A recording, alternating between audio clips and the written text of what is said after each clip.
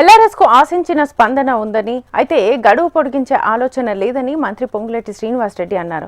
అక్రమ లేఅవుట్లు రిజిస్ట్రేషన్ చేసిన సబ్ రిజిస్ట్రార్లు సస్పెండ్ అవుతున్నారని, ఎవరు ఇబ్బందులు పడకూడదనే ఎల్ఆర్ఎస్ అమలు చేస్తున్నామని తెలిపారు.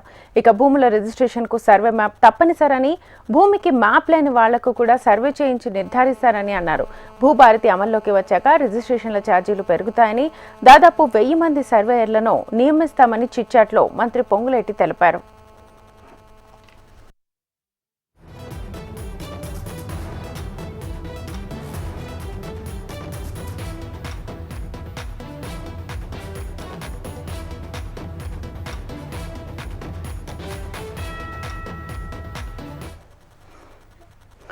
ఎల్ఆర్ఎస్ కు ఆశించిన స్పందన ఉందని, అయితే గడువు పొడిగించే ఆలోచన లేదని మంత్రి పొంగులేటి శ్రీనివాసరెడ్డి అన్నారు. అక్రమ లేఅవుట్లు రిజిస్ట్రేషన్ చేసిన సబ్ రిజిస్ట్రార్లు సస్పెండ్ అవుతున్నారని, ఎవరు ఇబ్బందులు పడకూడదనే ఎల్ఆర్ఎస్ అమలు చేస్తున్నామని తెలిపారు. ఇక భూముల రిజిస్ట్రేషన్ కు సర్వే మ్యాప్ తప్పనిసరని, భూమికి మ్యాప్ లేని వాళ్లకు కూడా సర్వే చేయించి నిర్ధారిస్తారని అన్నారు.